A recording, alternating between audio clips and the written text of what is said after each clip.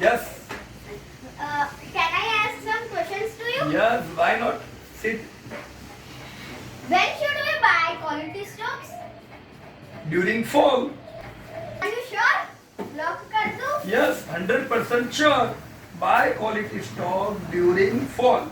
So gold is falling or rallying right now? Gold is in correction mode right now. So don't you think you should buy gold for me? Huh? We should buy. From where should we buy gold? From Kalyan Jewelers or Titan? Oh, you are having share of Titan already. So from where you should buy shares? Gold. Titan. We are going to have a review on Kalyan Jeweler today. Ready? Ready. Hello and welcome everyone. I Piyush Patel on behalf of Profit From It. Welcome everyone in this discussion of Kalyan Jeweler Limited. Whether we should apply to this IP or not, or if we apply, what will be the future prospectus? So get ready for the discussion. Price offered is 87 rupees. Yeah, 16th March, this IPO have just came. We are going to discuss what is the offer, what are the financial information, what are the object of the offer, what are the basis of this offer, industry overview, whether this industry is going to grow or not, and whether from this whole industry, Kalyan is based or some other company is based. We are going to find this thing. And at last, we would be checking future prospectus. So get ready. Before we go with this discussion, let me 18th March, the new batch will be started and we will be teaching them fundamental as well as technical analysis and the road towards wealth. So welcome all March batch students. So friend, what is the offer? This is the offer of around 1175 crore. Out of this 1175 crore, 800 crore is the fresh offer. So this would be coming to the company, while 375 crore is the OFS, where past shareholders would be raising money.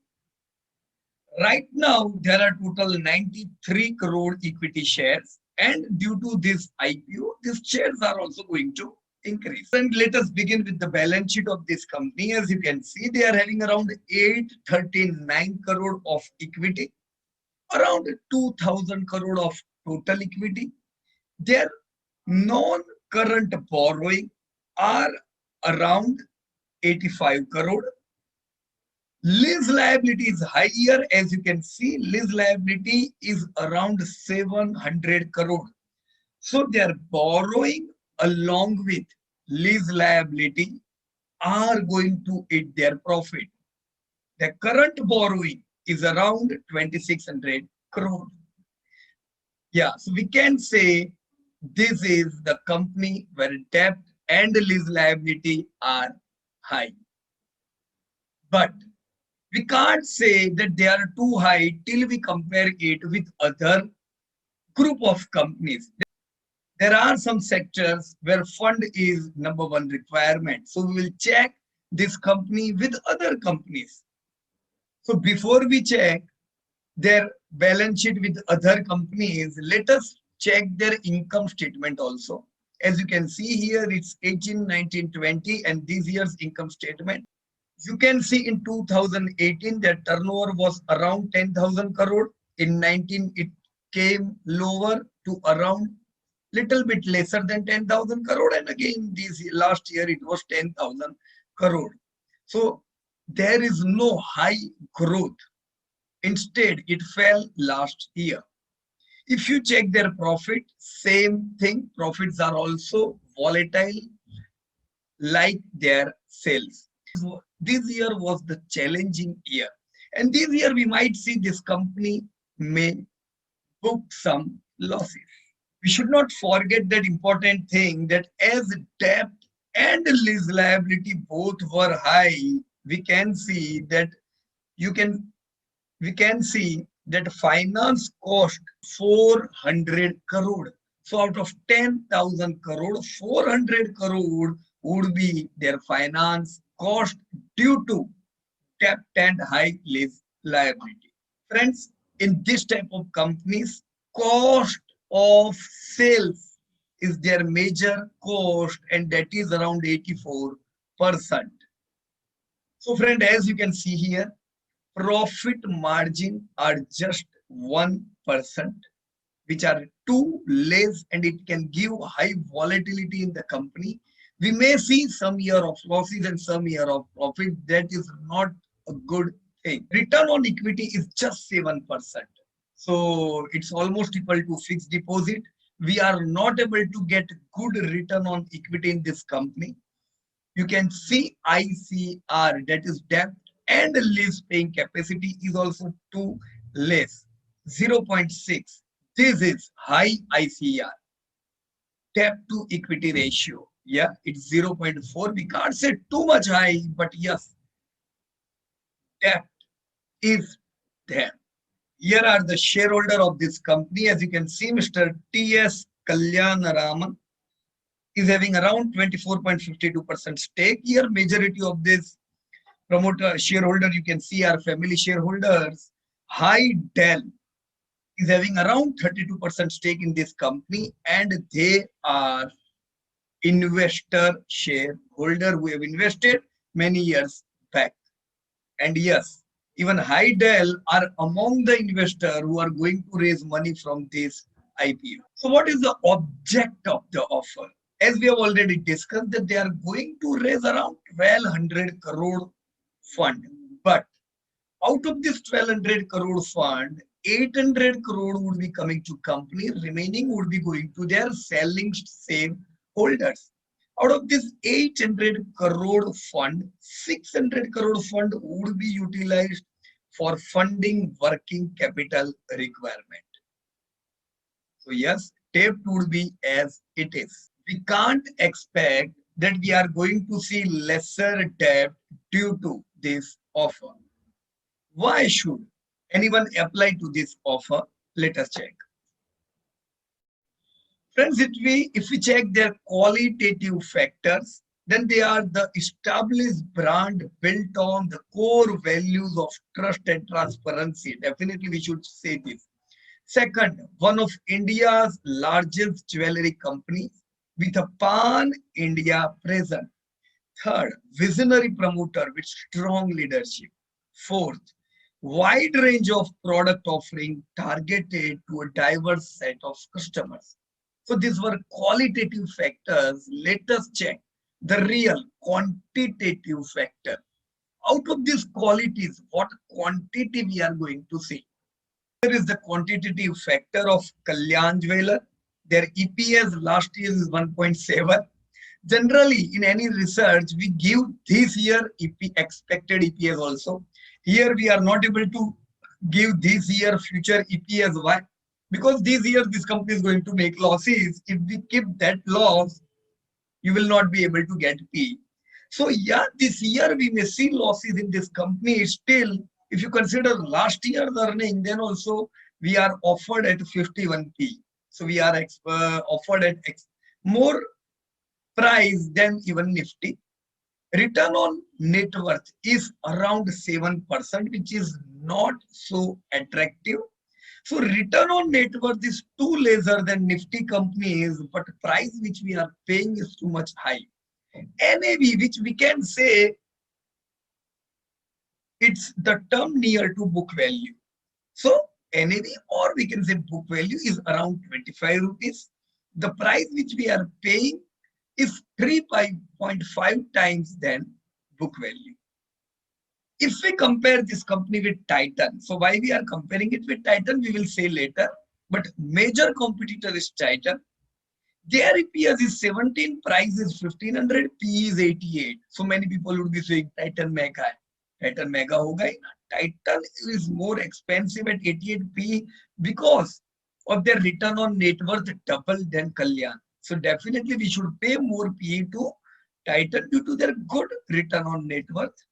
Their NAV is 74. People are ready to pay 20 times more than their NAV, right? If we compare the same Kalyan with other jewelries like PC Jeweler, you can see that Kalyan is having around 10,000 crore. The largest, most number one is PC Jeweler with around 5,000 crore turnover and only 83 crore profit. That profit margin is only 1.6. So it's almost equal to, you can say, with your Kalyan. Return on equity is negative. TBZ only 1800 crore sales. Margin only 1.2. Return on net worth, return on equity 8%. Not so attractive. Thangamal return on equity is good, but it's a small company with around 1700 crore turnover. Renaissance Jewelry, again small company with 1300 crore turnover. Similar return on net worth. Palm Jeweler, no turnover, just 50 crore. Same return on equity. So here we should think in this way that none other jeweler company, even Kalyan, is having a good return on net worth. So none jewelry company except Titan has created good wealth for their investors. None of the company in this list is consistent profit making company, good ROE and consistent profit making. So only and only Titan is a wealth creator in this whole list. We will check some detail later. Before moving further, we should first check whether these companies or industries are going to grow.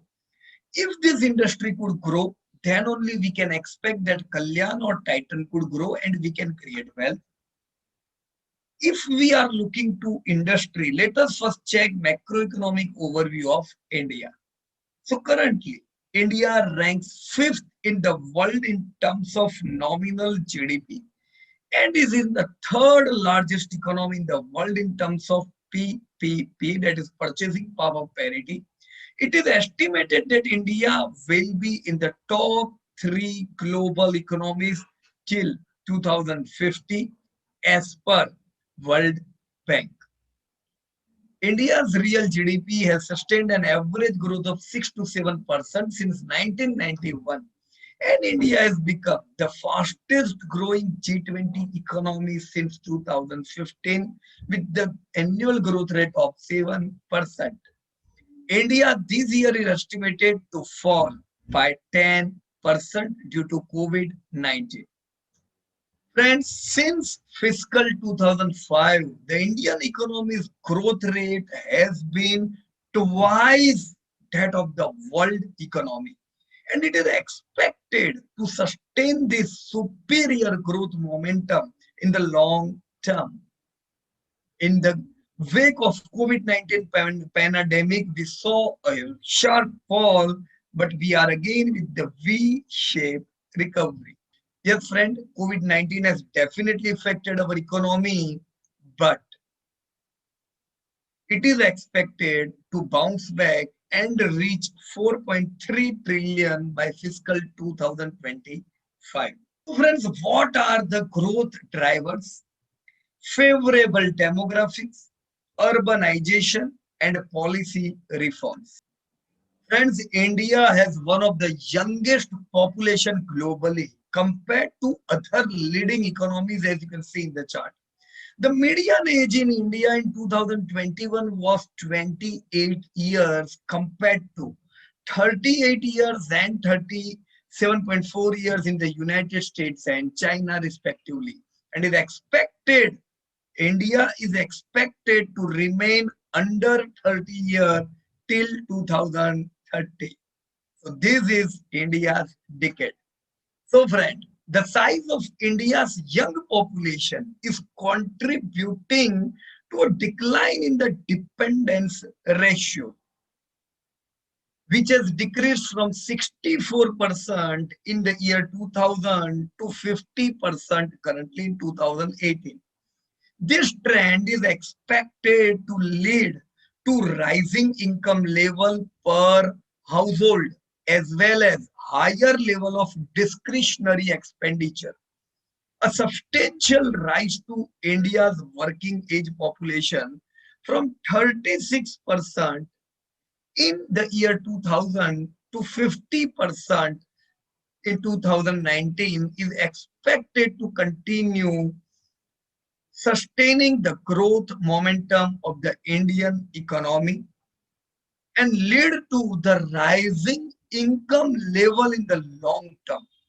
The younger segment of the population is naturally predisposed to adopting new trends and exploration, given their education profile and their exposure to media and technology. So get ready. India is going to become biggest market of consumption. Friends, don't forget women. A number of factors such as improving education opportunities, better health care, and greater media focus and enabling women in India in both urban and rural area to exercise greater influence to on their families and society as a whole. From 2005 to 2015, the enrollment rate of girls in secondary education has increased from 45 to 81%. That's a huge jump in India, we have seen. Young women have bridged the gap in higher education too.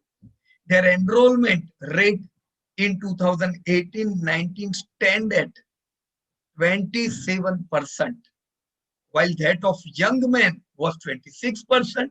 So it's an equal now.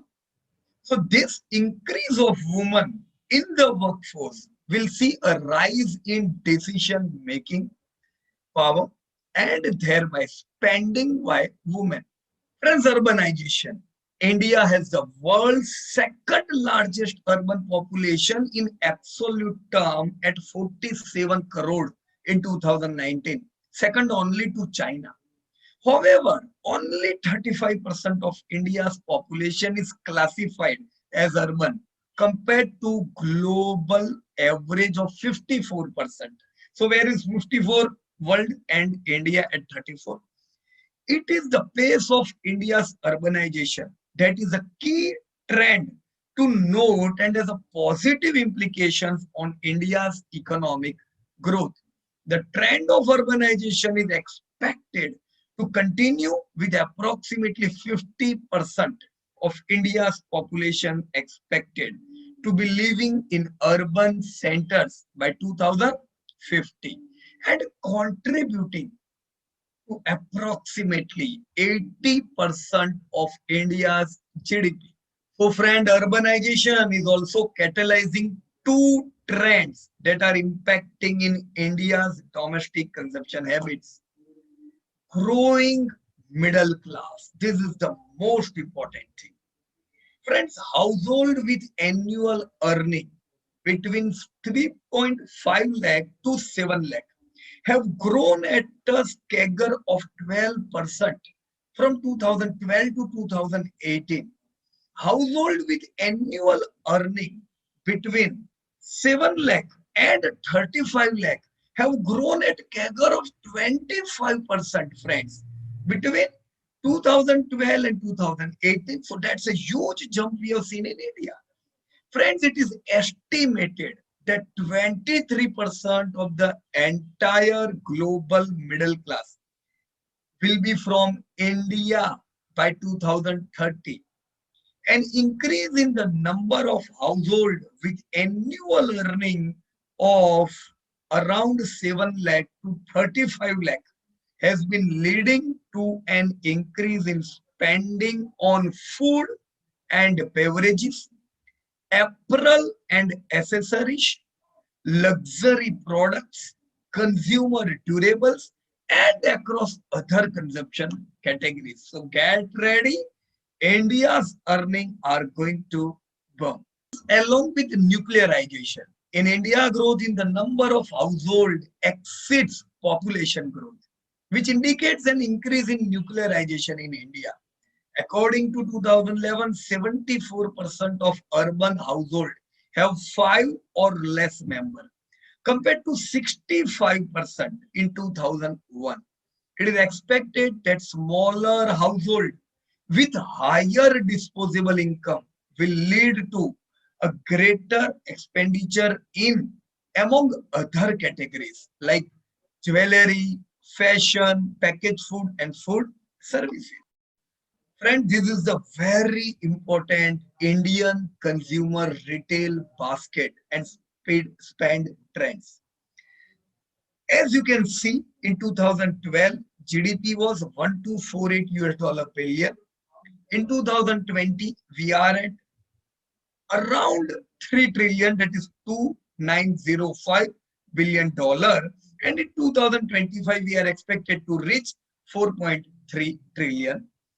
So along with GDP, private consumption is also increasing. You can see 701 US billion dollar.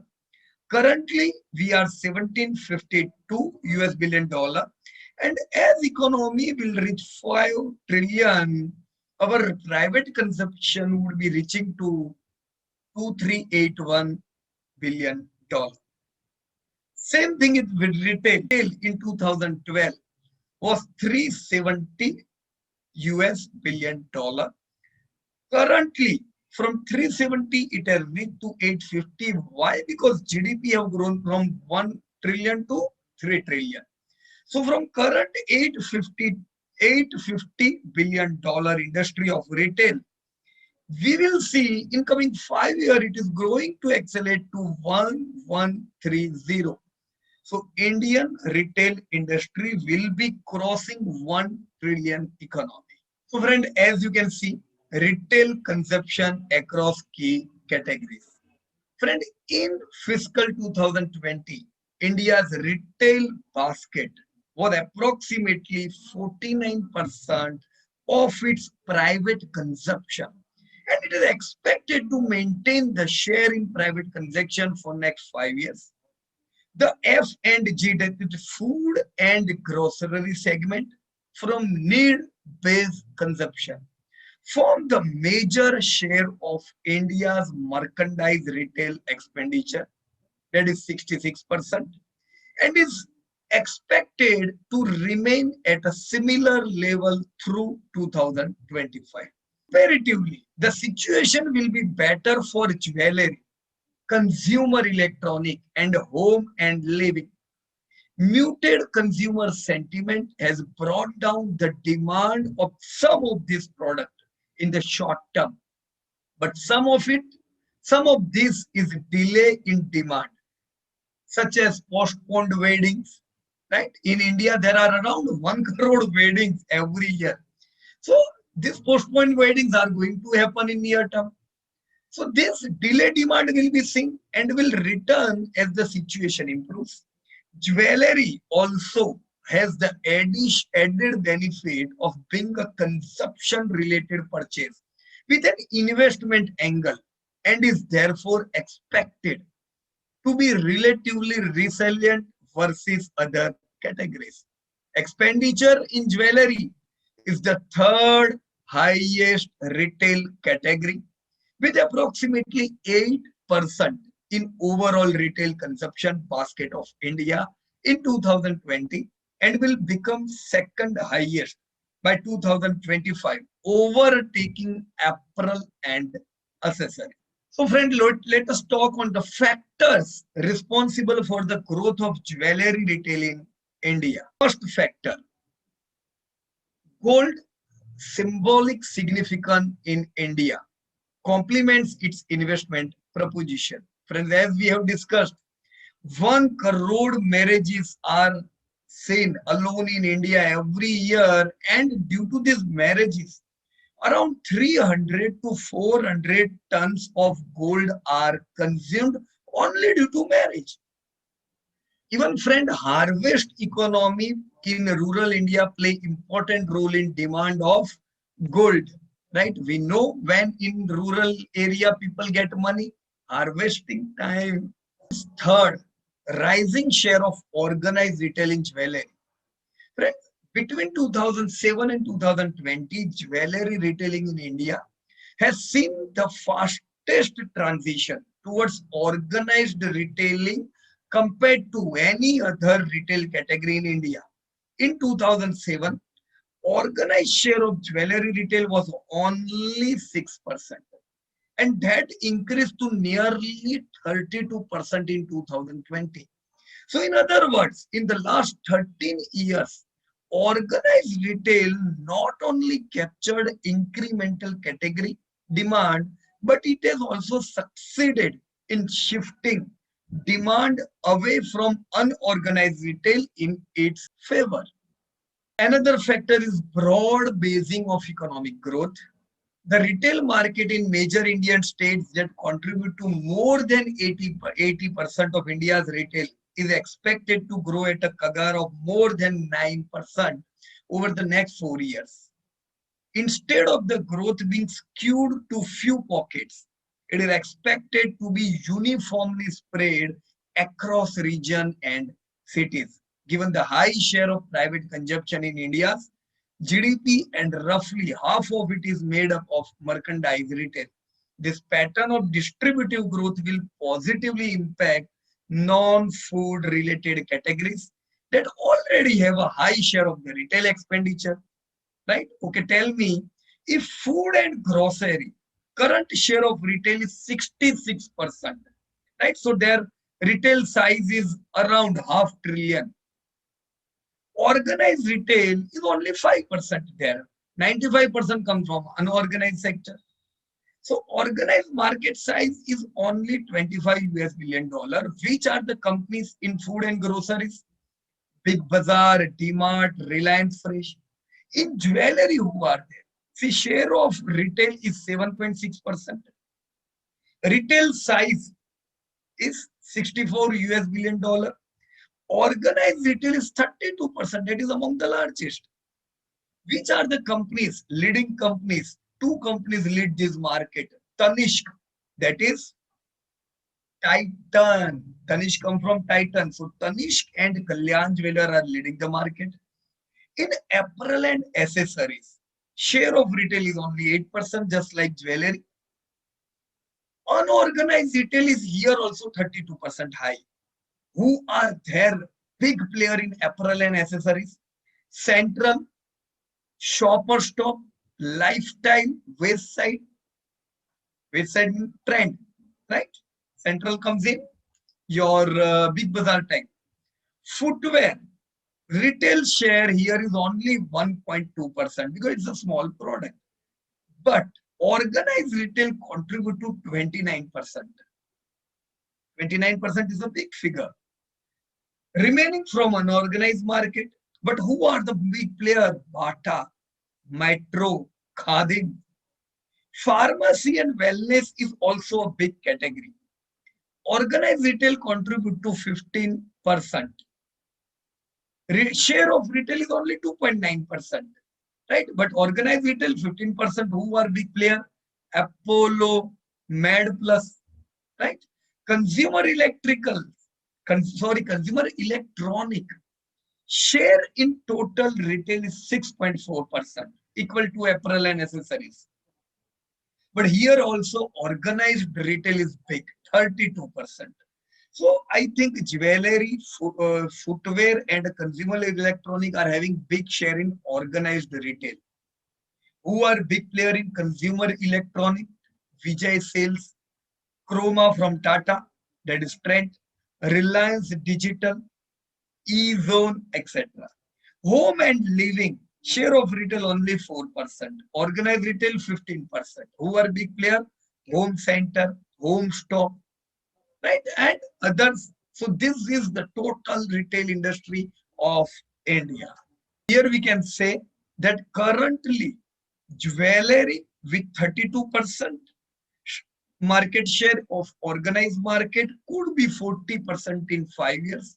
Even apparel and accessories, which is currently 32, will be 45%, along with consumer electronic, which is 32 right now, will be 45%. Major of these players, which are even at like food and groceries, only 4.5%, will be also double. That is from 5, it will be having a big jump to 9%. So if you are convinced that jewelry industry is also going to have a very good growth for organized market, let us check what is global jewelry industry. Friends, here China, US, and India are the top three gold jewelry market of the world. Wow. In some industry, India is on top, like jewelry. So India, सोने की चिड़िया ऐसे तो कहते नहीं थे, right? Still, there is a huge consumption in gold. Indian gold jewelry industry is the second largest globally, only behind China. So as you can see, Indian jewelry retail industry, the Indian jewelry retail sector's size in 2020 was approximately US dollar 64 billion. The sector's organized retail share stood at 32%, comprised of national and regional players, while the rest of jewelry retail continue to be dominated by the unorganized segment, comprised of over 5 lakh local goldsmiths and jewelers. So key trend that signify the construct of the Indian jewelry market.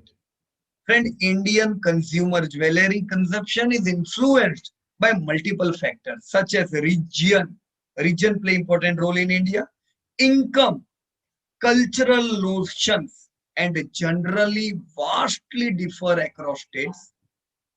Southern states make up 40% of the Indian gold jewelry market, and while the eastern states account for just 15%.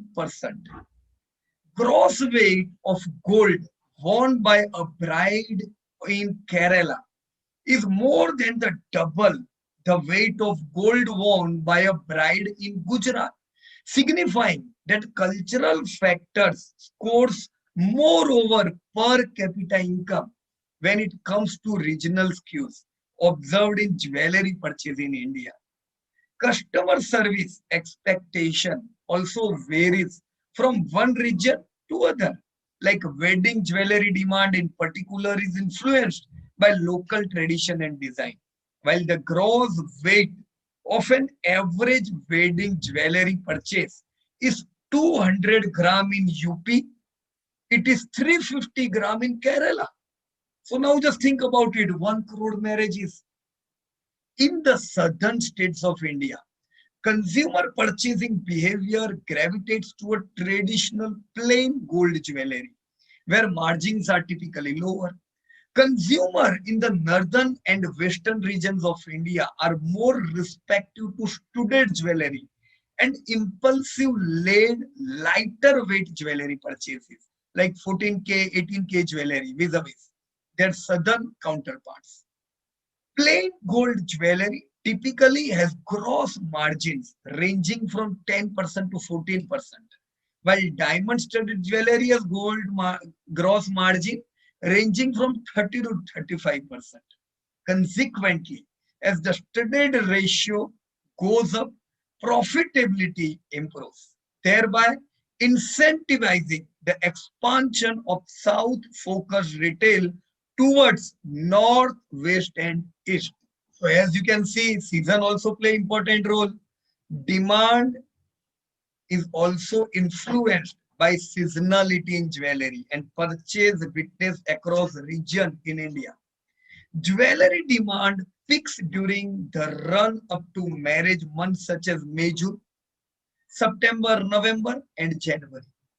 Agriculture output and monsoon influences gold demand in tier 2 and tier 3 towns. This year also we are expecting normal monsoon. Just think about Golda.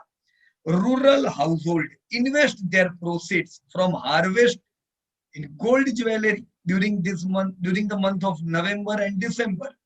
So demand for gold and silver jewelry goes up during auspicious religious event like Diwali, Dhanteras in October and November, and Akshaya Tritiya in April and May. So friend, this is the transition of jewelry retailing towards organized retail, and it is going to continue.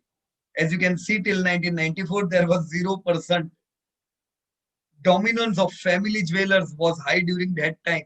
94 to 2000, we saw initiation of organized retail. Then you can see a reference creation for organized retail with the launch of Tanishq by Titan. 2001 to 2007, we saw a growth of organized retail, right? 2008 to 16, emergence of industry leaders. Tanishq and Kalyan emerge as leading player with store across all region of country. 2016 to present, you can see supply side reform aided the growth of organized sector like demonetization, introduction of GST, compulsory hallmarking of gold jewelry, mandatory PAN card of for transaction about 2 lakh. So currently we have seen huge transition from unorganized to organized market. And as we discussed, the supply side factors like demonetization. This led to the adoption of plastic or digital money in the jewelry sector. The adoption of cashless transaction has brought in the further transparency into the sector. Demonetization helped organized player to further penetrate the wedding market and the high value jewelry segment by capturing market share from unorganized player whose business was predominantly based on cash. Goods and service tax. The GST with effect from 1st July 2017 brought in greater transparency in the jewelry market by enforcing tax compliance. It favors organized player that can manage prescribed processes. Third factor is compulsory hallmarking of gold jewelry. Under caratage has been a long standing challenge for jewelry retailing in India and had provided an unfair advantage to many unorganized jewelry retailers who were not required to disclose purity standards. Compulsory hallmarking, which will take effect from 2020, puts additional cost and process requirement on unorganized player and aims to address this issue. It will lead to a further shift of business towards organized jewelry segment. One more factor, supply side was mandatory PAN card transaction for more than 2 lakh per government estimate. Friend, jewelry was a major destination for undisclosed income. दूसरी भाषा में black money in India. The PAN card requirement makes it compulsory to establish the identity of the buyer, which makes it difficult for unorganized retail. You know, friend, approximately why jewelry is bought? 60% it's due to wedding related wear, 30% daily wear, 10% fashion wear. Many of you would be thinking role of e-commerce. ये एक hurdle है क्या? No, friends. E10 in India has witnessed a rapid growth trajectory in and is expected to reach approximately 10% of total retail by 2025 from currently just 4%. In fiscal 2012, the retail pie was only US dollar 0.6 billion, with key categories of electronics, books, stationery, and music catering to nearly 50% of the pie. Today, this is the whole picture you can see. As you can see, apparel and accessories, 27% of retail, footwear, 20%, consumer electronic, 39%. Are there challenges in doing business here? Let us see. Let us see if there are high hurdles of opening new showrooms for some new player. See, friend, gold has special place in Indian culture. It serves a dual purpose of ornamentation and investment also. Selling gold in the form of jewelry, bar, and coins does not require a push like other lifestyle retail categories and such as footwear and apparel. There is no inventory sense risk in jewelry retailing as product can be recycled to make new ones. Jewelry being a high ticket item means the relative cost as the percentage of revenue on rent, employees, and promotions with respect to footwear and apparel is low. The majority of the cost of setting up jewelry store goes into inventory. So friend, who is the king out of both of these competitive landscape between Tanishq and Kalyan? Tanishq, the Titan company, is the leader in Indian jewelry market with 3.9% share of the overall jewelry market and 13% share of the organized jewelry market. While Kalyan Jeweler, also one of the largest jewelry companies in India, based on revenues, had 1.8% share of the overall jewelry market and 6% share of the organized jewelry market. Titan, number one. So, friends, there are four types of organized jewelry retail chains that have emerged in India. First type, entities with corporate linkage that have managed to create a national footprint of jewelry retail stores and across different regions of India. Right? Who is there in this field? Tanishq by Titan is the key such player in this space. The second category is retail chain founded by entrepreneurs operating in regional market, which have been able to over time establish pan-India business like Kalyan or Kisi Jeweler. So TBZ, there are many. Kalyan Jeweler is the key player in this category. And the third category consists of local jewelers that have widened their retail footprint largely across Pacific region and whose growth is largely attributed to their focus on catering to jewelry preferences or price segment in a specific region. The fourth category of players that have ventured into gold jewelry through online retail. These are the companies that typically target high disposable income groups as their key customers. Here you can see Tanishq, Pan India, Kalyan, again a big player in retail chain. In e-commerce, you can see Bluestone type of companies. Already discussed this key trend impacting the jewelry market. GST demonetization, KYC compliance, hallmarking, and FDI entry. So don't even forget the Middle East market. The expansion by Indian jewelry retailer outside of India is primarily to meet the demand of Indian diaspora abroad who have similar product preferences as Indian customer.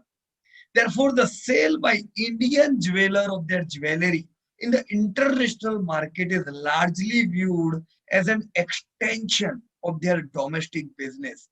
Kalyan Jeweler was the third largest Indian jeweler with an international presence. The Gulf Cooperation Council, GCC region, comprising Saudi Arabia, Kuwait, the United Arab Emirates, Qatar, Bahrain, and Oman host approximately 85 lakh NRIs. That is approximately 15% of the total population in that region. For the size of the Indian diaspora, over 90% of the global stores of key Indian jewelry retailers are in the GCC region to cater to the jewelry needs of Indian diaspora in the region. Indian jewelers have established themselves quickly in the GCC region, which has resulted in the increase of market share of Indian jewelers in that region. So friends, I hope that there should be no doubt that whether this industry is going to grow or not. Definitely this industry is going to grow considering the factors which we have discussed. We think Titan is the better option. But still, what is Kalyan Jeweler? If we will focus on Kalyan, then they are one of the largest jewelry companies in India, established by their founder and one of their promoter, Mr. T.S. Kalyanaraman, who has over 45 years of retail experience, of which over 25 years in the jewelry industry. They started their jewelry business in 1993 with a single showroom in Thrissur, Kerala. And see right now, where are they? Today, they have expanded to become a pan-India jewelry company with 107 showrooms located over 21 states and UT in India, and also have an international presence with 30 showrooms located in Middle East. And this is their milestone as they started in 93 with a single showroom. You can see how this company have emerged from nowhere to one of the largest company. We discussed, you can see in 2014, Dell, belonging to Warburg Pincus Group, a global private equity firm, first invested in their company. And as you can see, capitalization statement, their total borrowing as per December 2020, current borrowing is around 2,500 crore. Total borrowing around 3,700 crore. Equity of 840 crore. Total equity 2,000 crore. So the important ratio, if you will see, non-current borrowing to total equity is only 0.11. Still we can say yes, there is debt. If you consider total borrowing to equity, it jumps to 1.78. That's a high figure. And what the conclusion out of all this thing? Apply or not? Friend, it's a high debt and inconsistency is the problem. Can instead go with Titan, where we all are already investing since long time. That's a debt-free company with strong history of consistency in sales and profits. And even their market share are high than any of these companies. So why to focus anywhere else when you have Titan? I was able to make a clarity of this industry as well as the company of Kalyan. I will like your comment where you will invest. Which are your choices? Kalyan, Titan, PC Jeweler, Thangamal, where you will invest. So thank you very much. If you like the video, you can like and even share with your friends. And don't forget to subscribe. Thank you so much and Jai Hind to everyone.